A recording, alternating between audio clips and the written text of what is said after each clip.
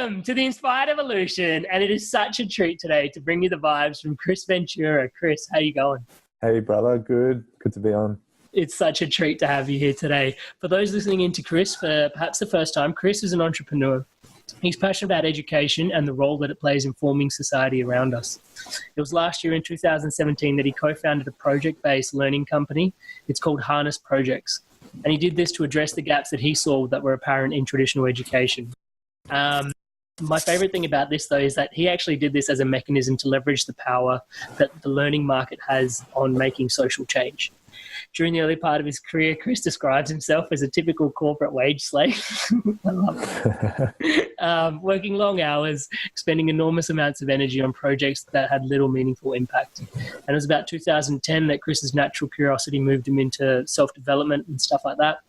And then he took a shot at integrating the emerging perspective of spirituality and mindfulness into his offered environment, which was devoid of much feeling.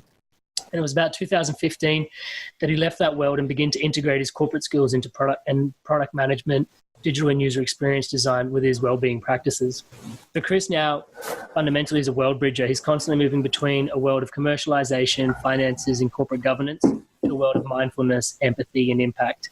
And he believes there are two types of social activists. And I love your philosophy around this, brother, is that there are those that work outside the system to raise awareness of the problems in the world. And then there are those that work within it to create inventive solutions and provide businesses that they can evolve and take society forward in a positive way. Man, if it was just that, let's just leave the podcast at that. Such a treat to have you here, because I really get a lot of value just from looking at your different perspectives on social impact and how that arrives. It really resonates. Like oftentimes, I guess, I've sort of romanticized with the idea of, the bloke that just lives on the island and goes surfs all day, or the guy that lives in the mountains owns basically just a loincloth. And, there is definitely an importance in holding that awareness. But then I love the idea of, this what Inspired Evolution is about as well, as like integrating, the positivity into our daily lives and into the lives of those around you, into a community, so we can actually impact a real, like you put it, social change. Yeah, there's absolutely space for both. It's like there is a need in society to be aware of some of the things that need creative solutions brought to the forefront. And so, the segment of people who spend their energy doing that are super valuable for the world around us, the type of world we want to live in. But, I also see the space for people who are working in a typical day job or in a typical corporate environment, but bringing some of the insights and lessons of their well-being practices and their mindfulness practices into that space so that we can start to evolve it from the inside out. And so, I see myself sort of playing more in that space. Obviously with Harness Projects, but developing a business that tries to come up with some creative solutions while still operating within a economical framework. So let's go straight into that. Harness Projects. So it's I think a good place to start is to sort of describe what it is that you're doing with Harness. Sure, man. So Harness Projects is a project-based learning company, and we basically teach user experience design skills, mostly for adult professionals, people who are upskilling or changing careers into UX design. And one of the things that we try and do is, because we're a project-based learning company, we are working closely with companies who have real challenges on their hands. Now, there's a myriad of project briefs out there from all different types of companies, all different industries. What we're trying to seek are the project briefs out there that have some social impact or some positive impact. And the idea is, students, have spent all over universities and schooling, they spend thousands to millions of hours working on assignments and self-learning, and it's all very self-focused, and that's important, right, for their growth. But why not apply some of that energy onto projects with a meaningful outcome? And so it's something that we're trying to curate more of. For example, we've got a project at the moment that is for a company called Words with Heart. And, they're a stationary printing company for mid to large size corporates, but they try and provide services that are eco-friendly. So all of their stationery is sustainably sourced and sort of they use sustainable practices to create the product, vegetable inks, these sorts of things. And the proceeds of their sales goes towards funding education for females in developing countries. A business like that needs as much support as they can get. And they're a small business, they're a not-for-profit. They're trying to make it in this very challenging capitalist world. And so, students get a great opportunity to learn UX design on a real project that's live and has, implications about the sort of suggestions you make while contributing to that cause. So that's generally sort of the principle of Harness Project. So exciting, man. I love it because it's like this company that's doing some awesome work, and they need, they obviously are looking for people with a certain skill set, and they necessarily don't have that. And then you're looking for the people that are looking to upskill into that particular skill set. And you're marrying these people into that social impact. Yeah, exactly. And they get mentored by people who are working in UX as sort of their profession, and might have 10, 15, 20 years, some of them 25 years experience, and are at the point in their career where they really want to give back. And this just touches all those bases. They get to teach and mentor students on a project that's meaningful. So user experience design, let's have a quick chat about this. So it's about the way I look at it is the idea that comes to my head is like Apple and their design. I think a lot, for me, it's all about ontology, but perhaps we don't even know what ontology is. So user experience design. Yeah. So, I mean, it's a fairly broad term that covers quite a lot of different areas, but on a very basic and sort of general level, it's about designing solutions to user problems, customer problems, and things that, and it's very user centric in its approach. So, for example, any product or service that you use has typically gone through some user experience design process, some better than others, and you'll know that by the way you interact with it and how frustrated you get, right? Whereas when you pick up certain things like the iPhone, it's just got this seamless, simple, intuitive experience. So there's been a very strong user experience design and a lens placed over that approach. And so a typical UX designer is going to be spending a lot of time speaking to people from all different types of backgrounds, cultures, and viewpoints. And so there's some of the technical skills of UX design, which is very straightforward. You do your research, you write your report, and then you create a design that report informs. But some of the more behavioral skills that these people need to learn to be really good at this job is about getting out of their own biases.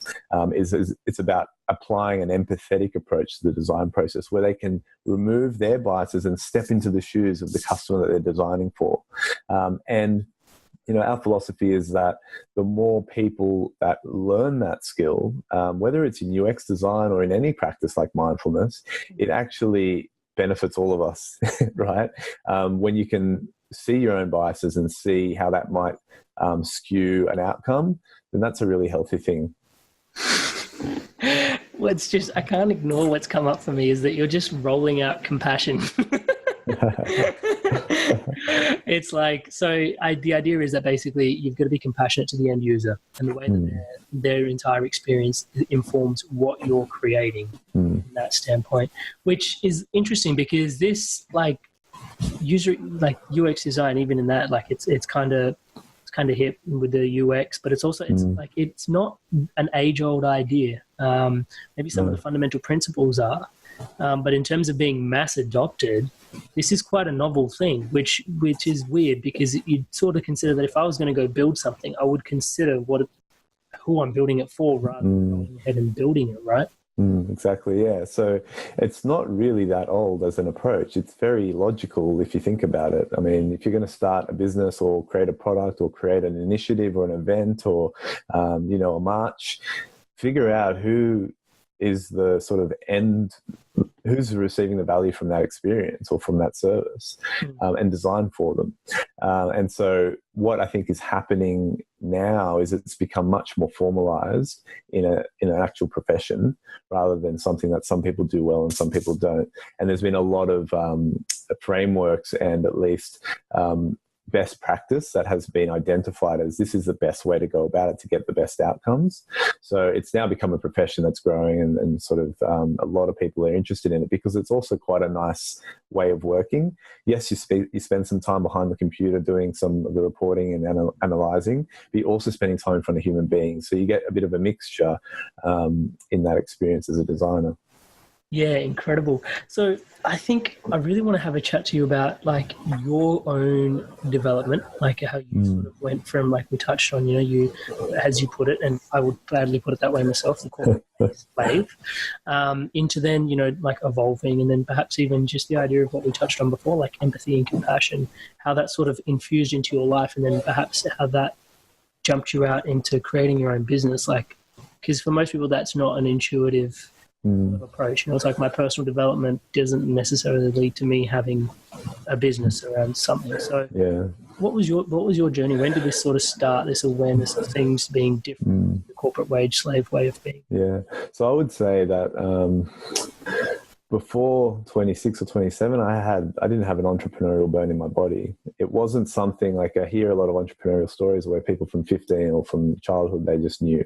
Yeah. It wasn't the case for me. I was, or at least I wasn't consciously aware of it. So for example, in my earlier career, so from my 20s through to, 27, 28 maybe, I spent, I just did the mainstream thing. I went to my day job and did my best at some of the work that was put on in front of me, and was able to have some progress in terms of promotions and new opportunities. But the internal goal that was driving me was that, well, that's the path, and it's already been written, and that makes sense. So I'll just keep doing this, and I'm finding that I'm good at certain things here, so I'll just play that role.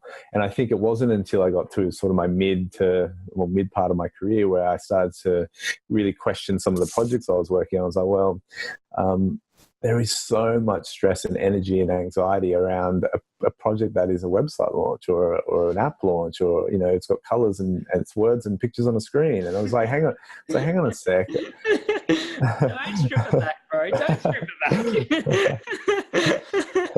And so I was just like, okay, I'm starting to get more jaded and a little bit more mature with my way of thinking about where I'm putting my energy. And it also happened to coincide with a bit of a curiosity of mine into sort of wellbeing practices and meditation and mindfulness and exploring that world. And so as I started to explore that inner world, what happened around me was that my outer world seemed less exciting or less inspiring or fulfilling.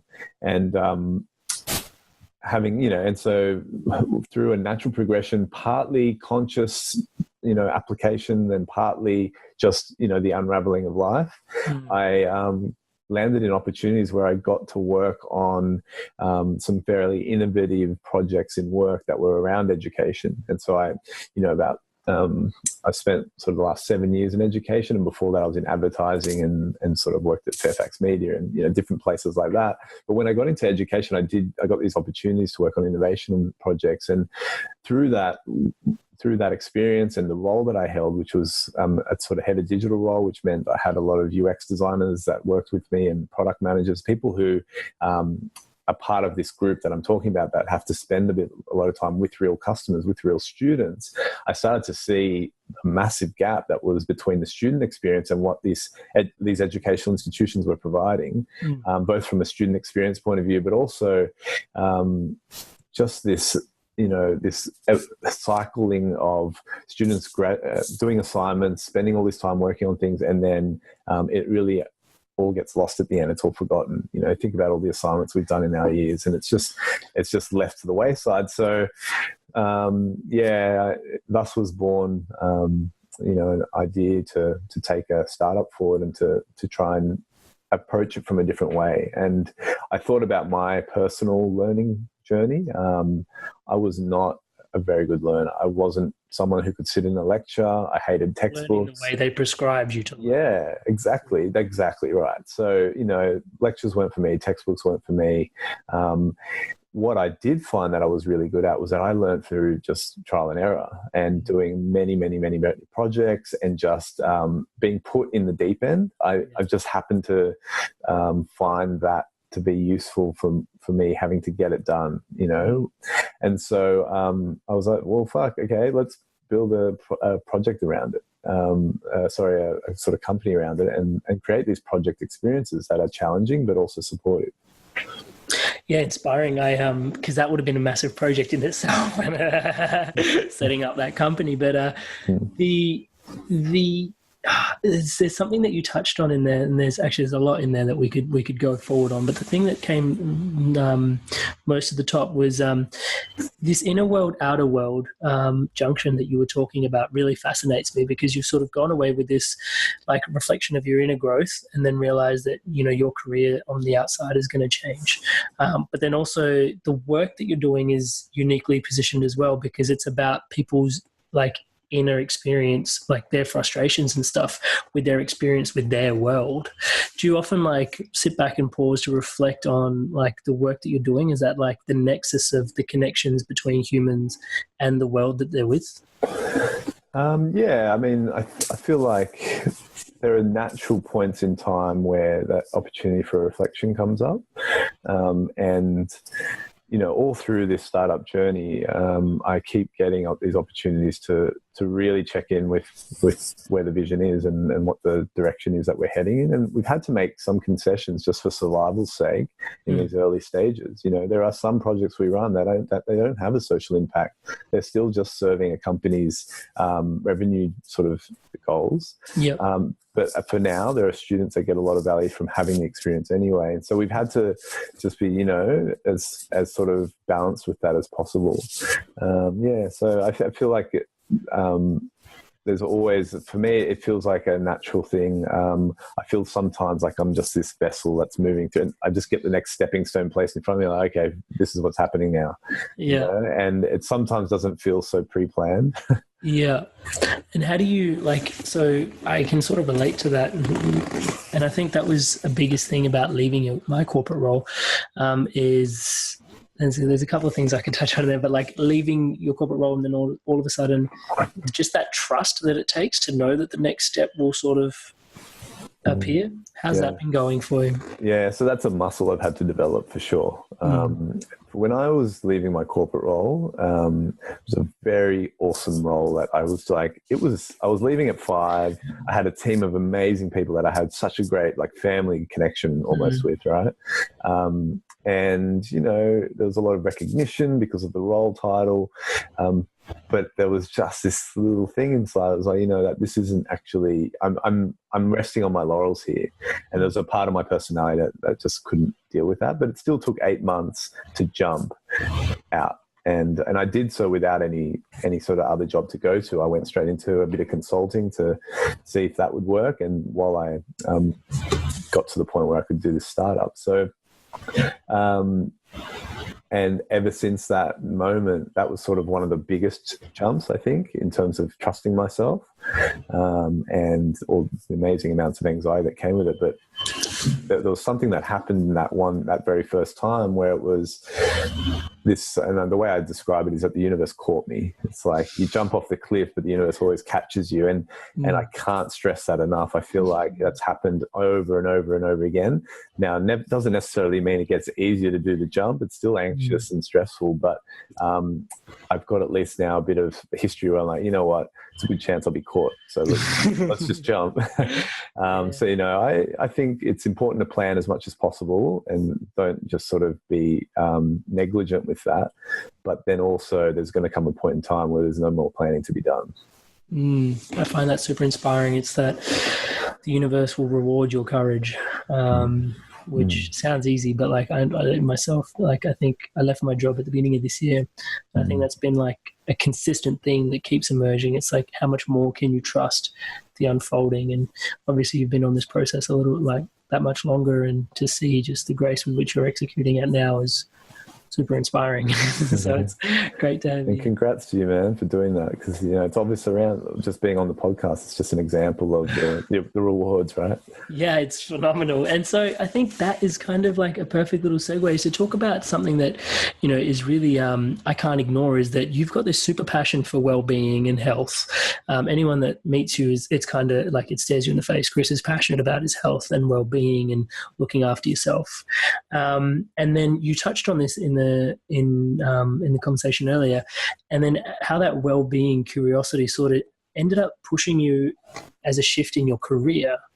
And I share this from a place of this being my most potent place of passion, I guess. For me, it's all about health, and health is fundamentally what you're doing every single day.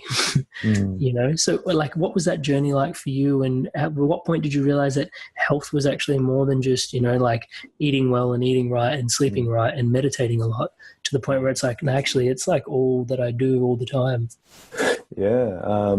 So that was, you know, one of the, you know, there was a massive shift when I started to get into mindfulness. It was, I think, what are we now? Probably 6 years ago, I think it was, where there was just so many more variables to health than I had initially or previously thought, right? I was always fairly active. You know, there's always some sport or some activity that I went to regularly to you know, at least physically involve myself in some exercise.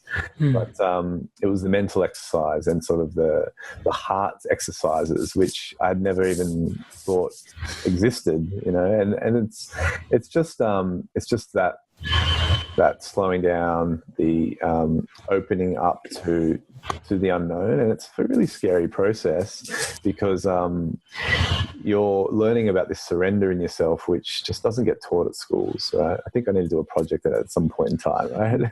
And they inherently all have it because it's a project-based learning thing. But, you know, there's almost like this focus that needs to be put on surrender in every moment. So I think it's just, there's a natural thing where when your interest or your curiosity goes into that space and you start to apply different practices, and maybe your lifestyle changes. I know my social circles changed, my living situation changed, what I did in my downtime changed. I picked up the guitar, started playing guitar. I had never very musical, and, you know, now I play guitar and, you know, hang out at sort of musical events. So that's just not something that I used to do. So it's just funny how, as inside, so is your outside. And it's just like, you know, it's a mirroring effect. Yeah, I find that incredible. I love that. I absolutely love that. You were telling me this story about actually you went along to this gathering with a six-pack and when everyone was making music. Tell us about it. Yeah, that was one of my first, I met a dear brother who's one of my best friends now, who was like, you know, come along to this, we're having a sort of house party, just, you know, we do it each sort of once a month on a Sunday. And it's called Soul Soup Sundays or something, you know, really hippie like that. And, you know, I was very mainstream, and sort of my house party experience was alcohol, you know, everywhere, and, you know, dancing and whatnot.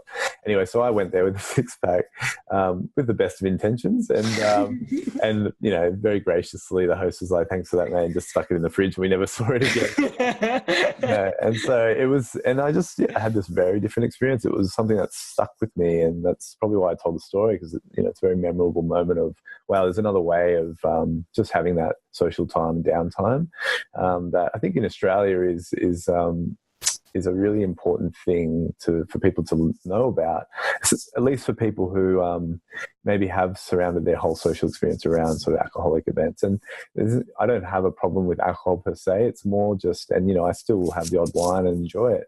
And I think that's also important. I have come full circle with all of this, where it's like, you need to be really balanced with everything. It's not about being black and white, about yeses and nos. I just feel like, for me, the balance point is critical. And so, you know, at that point in my journey, it was like, wow, it's really nice to just not have to have that as the focal point of a social gathering. It was more about the connections between humans, and that was really nice to see that it was possible without any assistance. Yeah, interesting. So those connections as well, so you changed your social circle and like these hobbies started to evolve out of them, which helped you merge. How does like the importance of the people that you surround yourself with play into your trajectory and life? And it's massive. It's massive. It's probably one of the most important things, I would say. Yeah, I feel like I lived two lives, you know, and a lot of it was based on the social circles that I sort of hung around. As I as I redeveloped a new community that had very different views on life and sort of interests, it impacted me. And, you are a product of your environment in many ways. And I think if you want to see some change, then really look to your environment as a first step in how do you curate the lifestyle you're looking for. And I was very lucky and opportunistic to have dear friends sort of guide me on that. So that's probably like the first point in your own life to start getting conscious of your own user experience design. Yeah, really, that's an awesome way to put it. UX your life. Yeah. What I've been trying to get to the whole time. It's like, there it is. Start user experiencing. Okay, let's take things out and put things into this user experience of life. Yeah. On your journey, has there I want to ask, just out of pure personal curiosity, is mentors. Has there been mentors on your way in terms of setting up your own business? Yeah, there's been a lot of mentors in different capacities. So I would say all throughout my career, I've been very fortunate to have some really fantastic mentors who sort of guided me in a lot of the just professional development of my character and also technical skills and things like that. So yeah, forever grateful for those mentors. Also had mentors in this well-being space, people who I absolutely look up to as role models in how to move through the world and how to be with yourself as well. So some great men, that I sort of have looked up to, who've inspired me to run my own men's group, which I used to do I did it for a couple of years. And so it was, there was, in both worlds, we mentioned before this, I've got this world bridging aspect where there's a very professional corporate sort of world and very sort of well-being aspects, and just mentors across both spectrums. Not to mention family and, mum and dad being really great inspirations.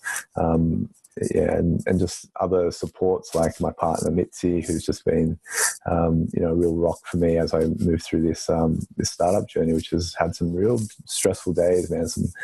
It's a couple of days I can remember I was like, oof, I don't know if I can do this, and she's been there for me. And so it's been a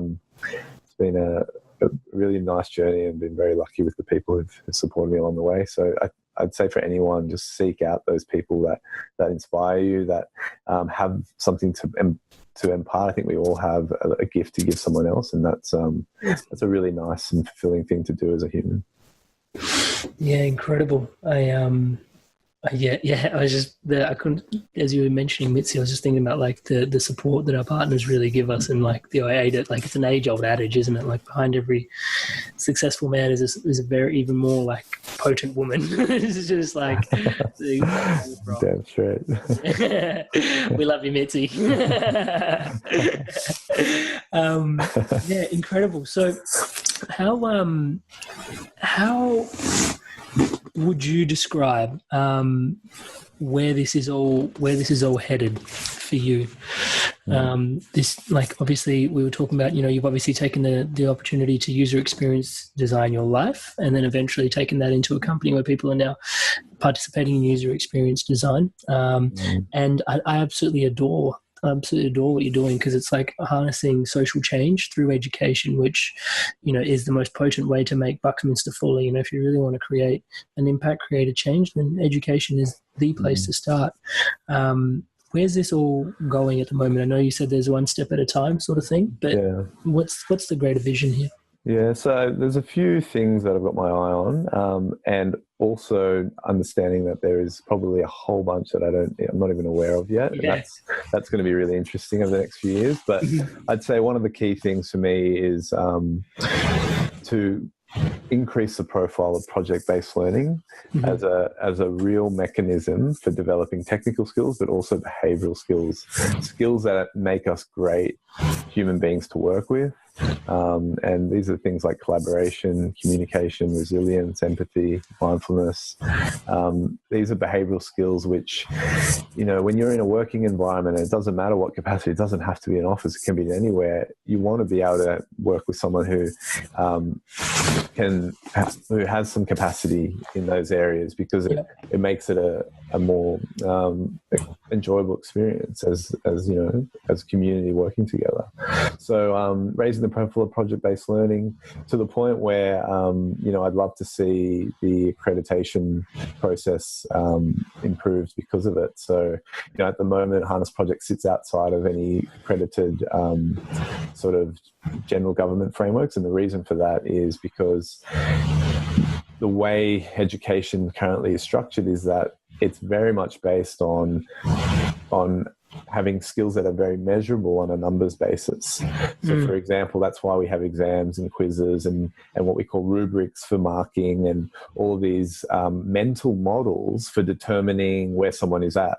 Because at the end of the day, people's recognition is all based on the numbers that they get back from these reports. And the reality is that that's just not really how where the real value of all this is. I see, and it's going to take time, but I see a world where we have to surrender some of our need for tangible numbered results, because it's very hard to put someone on a scale for how good they are as a communicator. Is it 9 out of 10 or is it 8 out of 10? It's hard, but when you've got someone who can and when someone who needs to develop it. So it's like, okay, how do we bring more acknowledgement of behavioral development, so that we end up creating communities of working groups of people who are really excelling in that space, because I think it just benefits all of us. That's probably one of the other main areas that our focus is, and obviously to bring it to more and more people. We have another mission around trying to subsidize the cost of learning. So the cost of learning is not. It's a massive commitment barrier for people. Yeah, a big barrier. You look to the US and some of the college debts, and what people have to show for it after a $200K college debt is absolutely horrifying to me. Yeah. And so one of the ways, insidious system, isn't it? It's full on. Yeah, full on. It's sad, and people go with the best intentions to get themselves an opportunity to land a job that helps them pay that back, but it's not necessarily the reality of the outcome, not for everyone anyway. It's not so bad here in Australia. There's still significant student debts that struggle to be paid off, but our model is we've got companies involved in our educational product, and we're encouraging them to contribute funds to our scholarship program, where we can then pass that on to students to reduce the cost of learning for them. So at the end of the day, companies are going to get great value. The more we can show the great work that students are doing, the more likely they will be to contribute funds to the projects. And it's just everyone sort of, it's a win-win. It's incredible. And some of these students are being mentored by some of the best UX designers out there anyway. So it's like incredible. Yeah. There's something that you mentioned that really triggered me was the idea that I was reflecting as you were sharing. It's these numbers and these rubrics and this way of learning that we've got. And I'm really interested because I did, touch wood, fascinatingly well at university. I look back and I was like, wow, that's really interesting that I did so well. But then I look back and I'm actually in the process of throwing out a whole bunch of textbooks at the moment. And I was looking back at whether I would retain that. And I looked back in myself and I was like, I wonder what it is in all of that information that I've got stored in my house that I'm in the process of getting rid of, is what is that I've actually retained actually as entirely, because I reflect back on my process as a student, and I think this is everybody at university that does well, is incredible at cramming. To be really successful, you've got to be really, really good the week or two prior to exams to really just absorb as much as you can, because it's all about regurgitation. Yeah. And there's always one question at the end of the exam, which is okay, this will set, everyone apart in terms of everything that you've regurgitated. Can you really nut out a problem based on that? and that's like the small fragment of integrating your actual knowledge, which I find really intriguing because the work that you're doing really intriguing because I can see that through project-based learning, there's no faking it really. You know, it's like I'm stuck here. I need support. Where's my mentor? And it's like, cool, I can cruise through here. And then on the end of it, you've actually 100%, you can see like, this is not just theory. Like this has benefited industry. Like the project has been successful, hasn't been successful. And all of that is, I'm taking a leap here to say all of that is in integrated learning. Yeah, exactly. Yeah. And, you know, one of our things is, you know, we will never ask you to complete an exam or a quiz. You know, the outcome that students get to in the 9th week is they present to the client. And, you know, a human being is going to look at the presentation and go, this is good or not. We're going to use it or we're not going to not. And that's your assessment, right? It's, you know, did you communicate your message across? Was it engaging? So there's a lot of behavioral aspects in order to be able to do that. And then on the side of, you know, was the solution fit for purpose and was it viable and commercial or whatever it might be? Well, that's down to those technical skills as well. So yeah, well, that's the beauty of, I guess, a project-based learning format is that you're going to get your assessment. It's just not going to come in a high distinction or a distinction. And so what we ask our mentors to do at the end of the project, because they're experts in their field, we say, would you recommend any of these students for their ability in these technical and behavioral skills? And so that's literally how our assessment works is as a mentor will mark a student on a spectrum to say whether they recommend, highly recommend or just recommend or not recommend at all for a particular skill. And it's based on what they've seen. Have you been able to demonstrate your ability to run a customer interview? Have you been able to demonstrate your ability to present and engage your audience? And so there's no numbered scale there. It's just, I think I'd recommend them. And because I've got 25 years experience in this area, you probably take their recommendation, right? If you think about the best jobs you've ever had in your career, it's usually by referral. Totally. So, you know, that's why, I mean, that's the model for that. Makes sense to me anyway. Yeah, I really enjoy that. Just finding that out as well, because it's, yeah, even if you get feedback that you wouldn't be recommended for something, it's either you can double down on that as well and be like, or it's just like, well, I can go play to my strengths, and you can really start to find yourself in the process of who it is that I really am. Because as my example, case in point, is that, you know, like I studied to become a structural engineer for quite some time, and I absolutely adore engineering and the way things work. But here I am now, having left that career and got like coaching meditation and mindfulness to people on construction sites, which, you know, I don't use much of my degree except, you know, that as an entry point to get into the construction sites and the corporate construction companies to be like, hey, this is my background and I've worked with you guys and I know how stressful it can be, you know? So it's strange, you know, it's like, I wonder what things would have come up as like, probably not recommend. And what would have come up as like, recommend, and like saved me a whole bunch of time at the very least, but it is our process. yeah. And there's nothing really wasted in any of it. It's all forms who we are. So it's, you know, it's not taking away from any of the sort of university experience. I went through university and did my computer science degree, and I was like, hang on a second. I actually didn't finish it because I was like, you know what, it's not for me. But there was probably stuff in there that formed me in some way. I just can't remember exactly how to write that line of code. But you can find people to pull together. Yeah, that's awesome, bro. That's awesome. Yeah. So in terms of working on projects together and building projects together, you've obviously got quite a deep relationship because you've got a business partner that you've worked with on this together.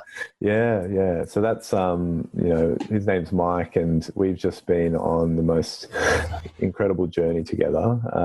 You couldn't find two people who were more different. I'm probably quite analytical, operational, and introverted, and he's quite extroverted, charismatic, and he's got the woo, is what we call it.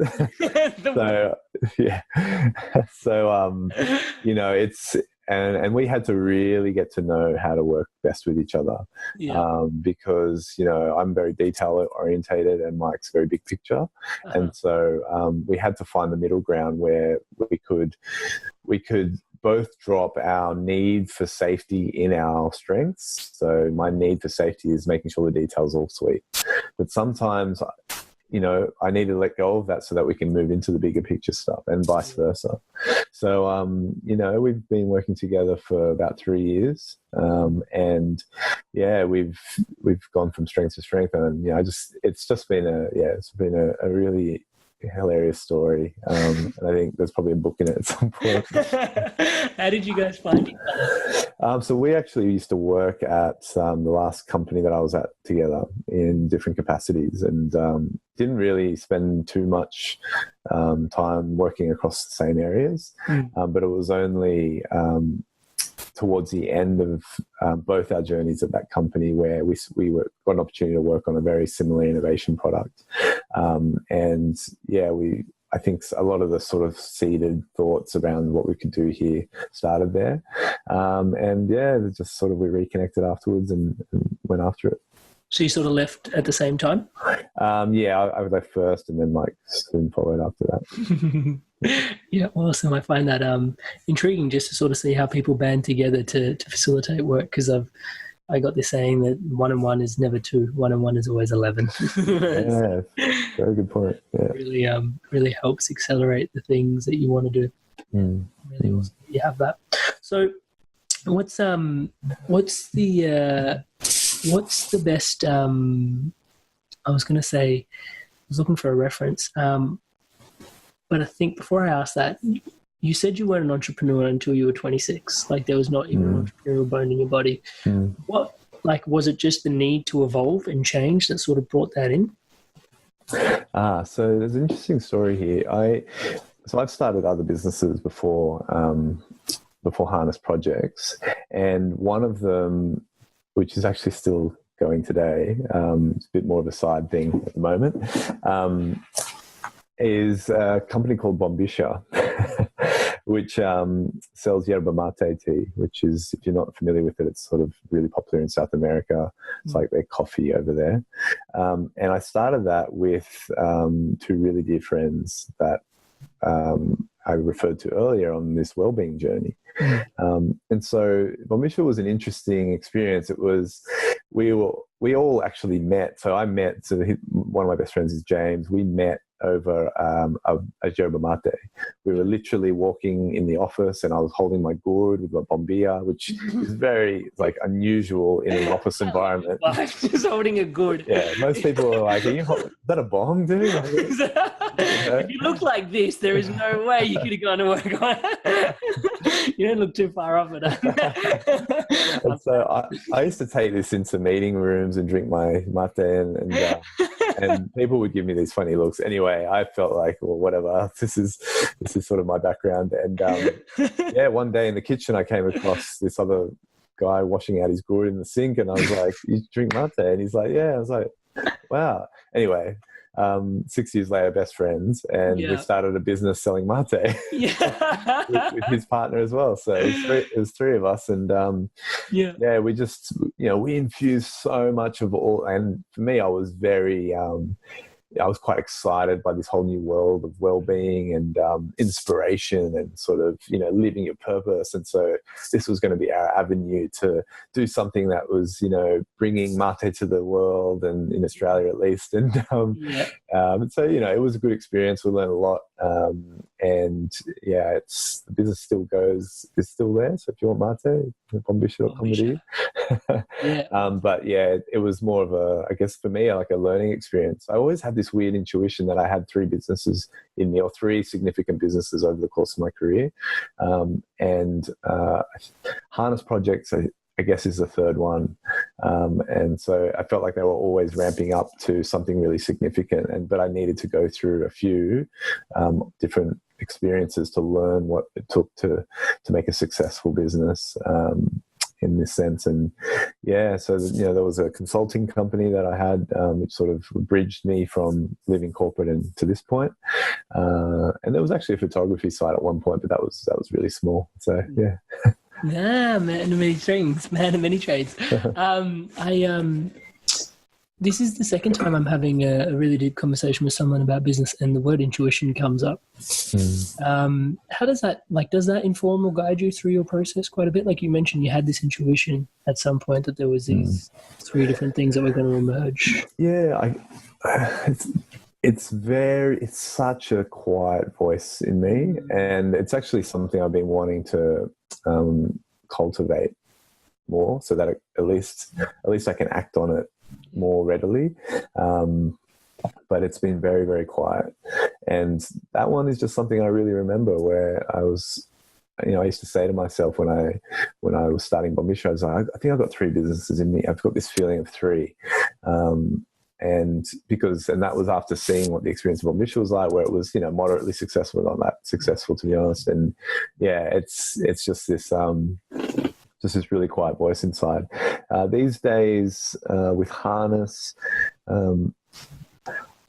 it's probably something that isn't so loud about my day-to-day and sort of direction. I feel like I may have had a really strong intuitive sense of the direction, and I'm still riding that wave, and that's been a really big wave. It's been something that's taken me forward, and I can already see like the next 6 or 7 steps, and so there's nothing that's really telling me to change tack just yet. But I'm sure if the point comes, I'll probably start hearing that voice again. Cool. And as we're talking about waves, how important is it to maintain and find that thing that gives you your balance? Because I know surfing plays a massive part in your life, right?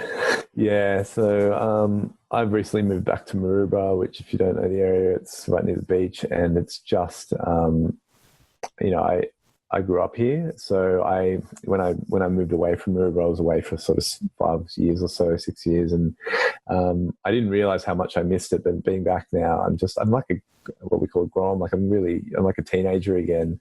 Surfing literally whenever there's a swell, I'm on the forecast. And anyway, for me, it's an absolute meditation being in the water. Yeah. And it doesn't necessarily have to be when there's waves. Like I'll go to the beach and go for a swim just to recenter myself. And sometimes in stressful days, it's good just to duck down to the beach. And so for me, being in nature is just an absolute necessity to maintain my level of resilience, my motivation, inspiration. I get really great ideas when I'm in the surf. So it's all been just a package in all of that. Yeah, I was just about to say, is that one of the most exciting things about being an entrepreneur, is having the ability to do that? But then you sort of just exemplified that was maybe the fundamental.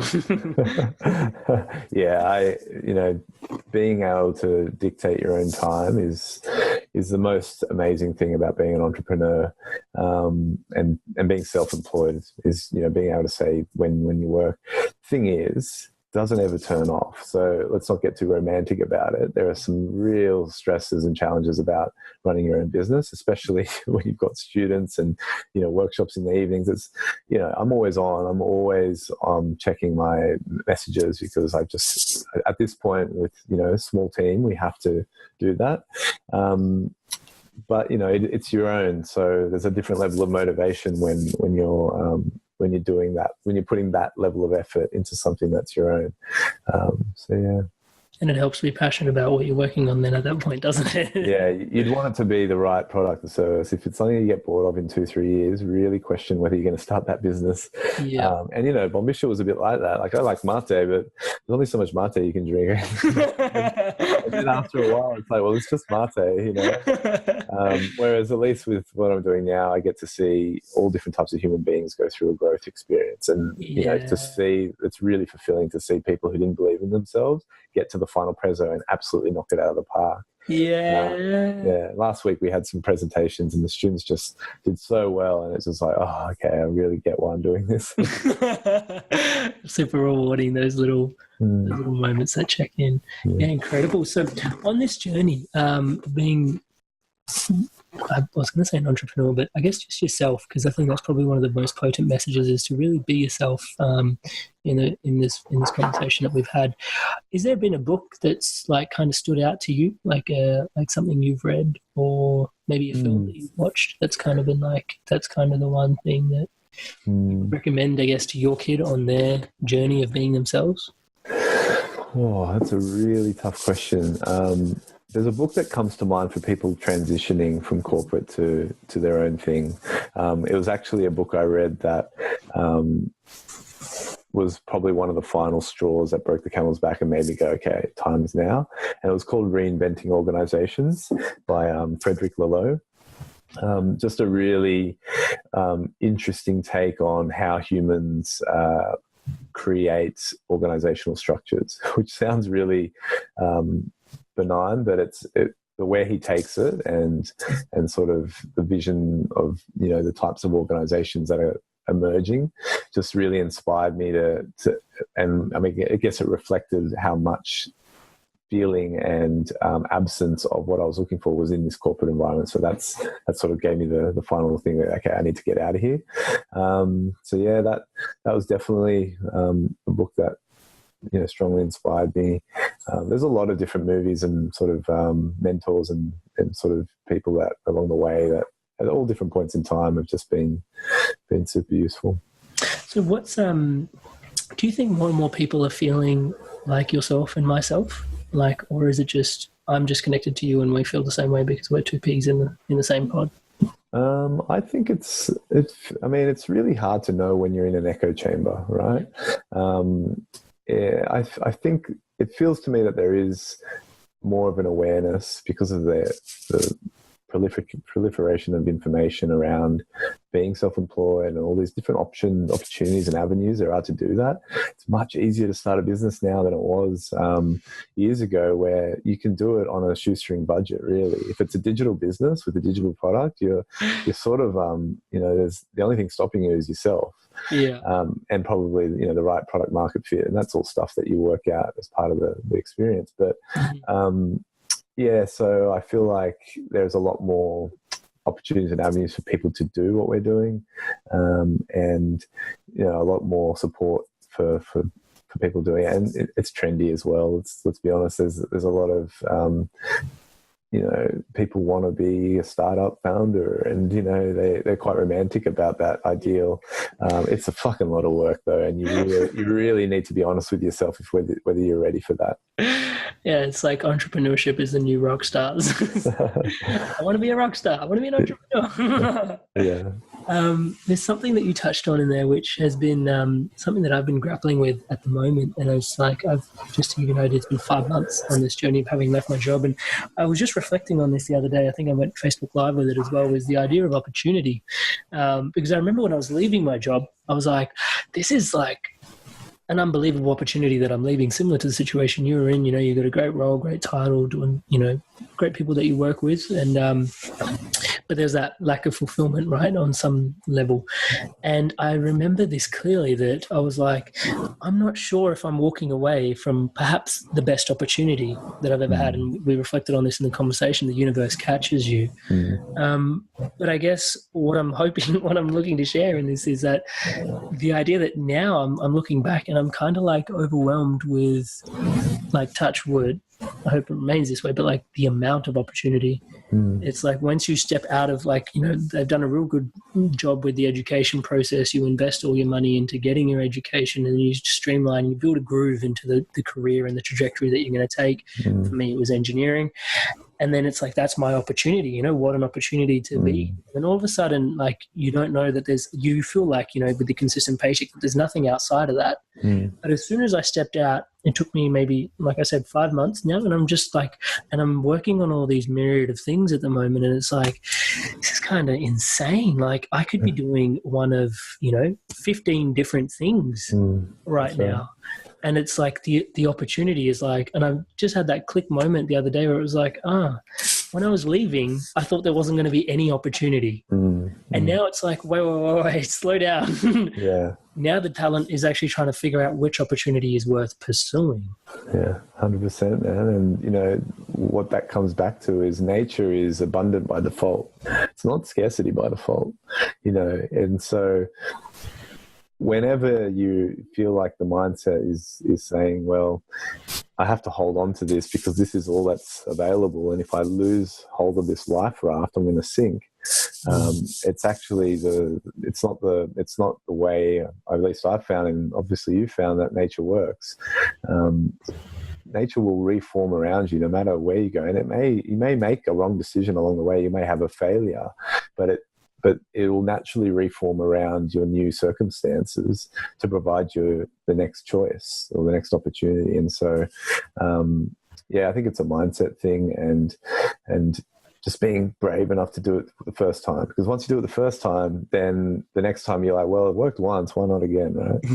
You just give it a crack again. And that's why this podcast is great, man, because you give people an opportunity to hear other stories where, people have gone through that stress and that anxiety to do something that's been scary.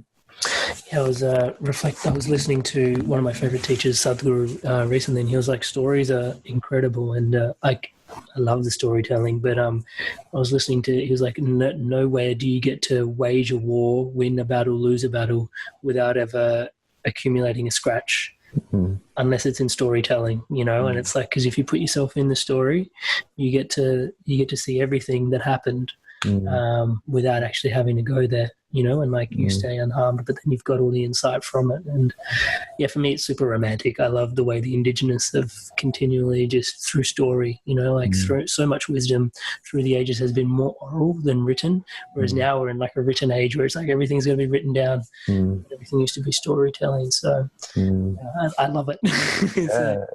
It's such a great medium for inspiring and for transferring information in a way that can be engaging, because that's the challenge, right?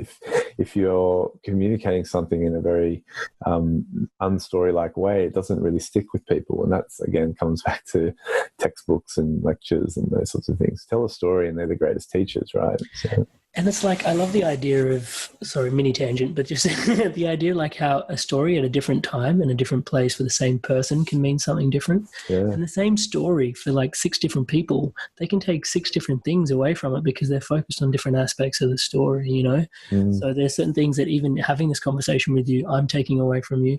But then someone else will listen to the podcast and they'll get in touch with me and they'll be like, oh, this happened. And I was like, I didn't look at it that way, but that was really insightful. And so just the aspects of story are phenomenal. Can I ask you, if we were to put a billboard up in Times Square, New York, with a message that Chris Ventura can put in all that energy of Times Square, New York, right? It's not the ocean. What are we going to write on that billboard as your message to the masses? Jump.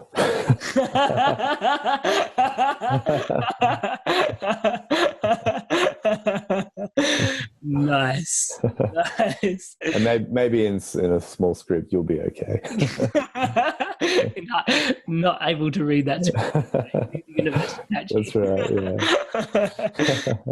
I love that. Super direct, super potent, much like yourself.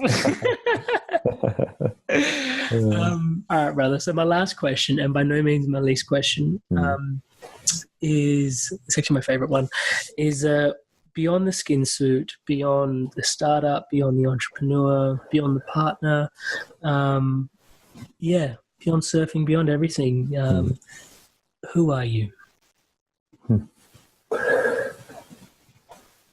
I guess it's one of those philosophical questions, and the best way I can put it, and something that I always come back to when I get asked sort of spiritual questions or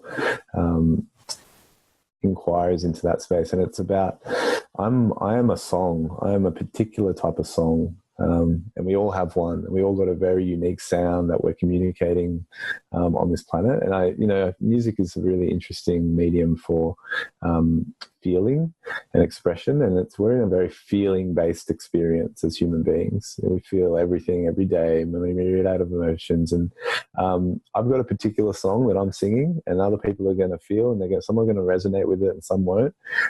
And that song may inspire other people to then sing their song and onwards. And I've heard many great songs. So yeah, that's who I am, and I don't know what the name of that song is, but it's everything that I am and everything that I'm not. I absolutely love that. Wow, thank you so much. That resonates. I like your song. Your song's inspiring me. Let's put it that way. That's perfect. Thank you. Yeah. And yeah, on that note, brother, thank you so much. Thank you for your time here today. Obviously taking, solid hour out of your day. I know, there's a lot happening with you at the moment, especially like, as you mentioned, like a lot of people have just graduated out of their program, and you're enrolling a whole bunch of new people into the program. So there's a lot of work, but you made the time to be here today. So thank you. Pleasure. Thanks, man. Thanks for having me.